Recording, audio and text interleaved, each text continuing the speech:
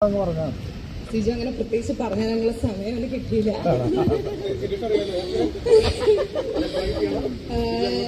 സിജു അവിടെ നമ്മൾ ബിഗ് ബോസിൽ വെച്ചിട്ടാണ് ഞാൻ സിജോയെ ഫസ്റ്റ് കാണുന്നത്. അപ്പം സിജു ലിനുവിനെ പറ്റിയിട്ടൊന്നും പറഞ്ഞിട്ടേ ഉണ്ടായിരുന്നില്ല.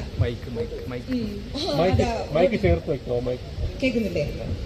അപ്പം ഞങ്ങളോട് ആരോടും ഇങ്ങനൊരു കഥാപാത്രത്തെ പറ്റി പറഞ്ഞിട്ടേ ഉണ്ടായിരുന്നില്ല. പുറത്തിറങ്ങിയതിന് ശേഷം ഇവരുടെ ഒരു റീ എൻട്രി വന്നല്ലോ.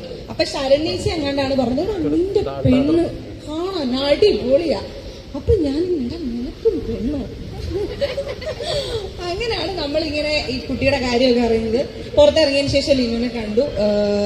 സിജോയുടെയും ലിനുവും തമ്മിലൊരു അടിപൊളി കോമ്പോ ആണ്. സിജോ ഇച്ചിരി വിരിവിരിപ്പാണെങ്കിൽ ലിനു ഇച്ചിരി അടങ്ങിയ ടൈപ്പാണ്. അതുകൊണ്ട് ഭയങ്കര സെറ്റായിട്ട് പൊക്കോളും. രണ്ടുപേരുടെ വിരിവിരിത്താലുള്ള പ്രശ്നം. ഒരാൾ കുറച്ച് സോഫ്റ്റ്, ഒരാൾ കുറച്ച് ഹൈ ആണെങ്കിൽ അടിപൊളിയാണ്.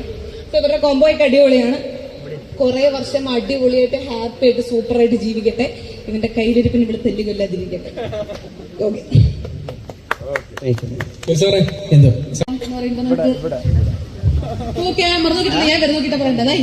അടി.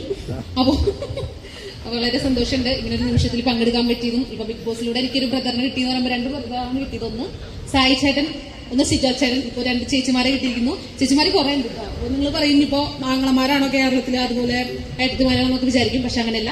ഇവര് സിൻസിയർ ആയിട്ട് നമ്മൾ സ്നേഹിക്കുമ്പോൾ നമ്മൾ തിരിച്ചു സ്നേഹിക്കും. അത്രേ ഉള്ളൂ. ഞാൻ അങ്ങനെ ചിന്തിക്കുന്ന ഒരു കുട്ടിയാണ്. അപ്പൊ എന്തായാലും happy married life in advance. അടിച്ചു പൊളിക്കുക. എന്ത് വിഷമമുണ്ടെങ്കിൽ എന്തായാലും പറഞ്ഞു കൊടുക്കുക. അവിടേക്ക് വിളിക്കുന്നു. അപ്പുറത്ത് ഫ്രണ്ട്സ് ഒക്കെ ഉണ്ട്. എല്ലാവരും ഫ്രണ്ട്സും കാര്യങ്ങളൊക്കെ ഉണ്ട്. പക്ഷെ നിങ്ങളുടെ ഇടയിൽ നടക്കുന്ന കാര്യങ്ങൾ നിങ്ങൾ തന്നെ പറഞ്ഞ് സോൾവ് ആക്കാൻ നോക്കാം.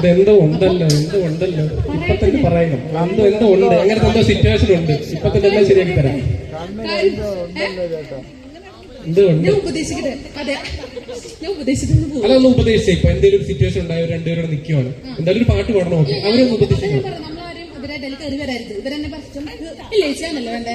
സിറ്റുവേഷനും ലിനു ചേച്ചിയുടെ പ്രത്യേക ശ്രദ്ധിക്കും. ഞാൻ അങ്ങനെ ചെയ്യണം. ലൈഫൊക്കെ അടിച്ചു പൊളിച്ചിരിക്കുക. ട്രിപ്പ് കൊണ്ടുപോകാൻ ലിനു ചേച്ചിനെ കൊണ്ടുപോയില്ലെങ്കിൽ കാല് വരെ ഞാൻ നടിക്കുന്നതായിരിക്കും. നന്ദി, നമസ്കാരം. ഒരു പാട്ട്, ഒരു ചെറിയ പാട്ട് മതി. പിന്നീട് വലിയ പാട്ട് പാടാം. ഒരു വരി മതി. നേരത്തെ പാടിക്കും. എനിക്ക് പാടാറിയാലോ.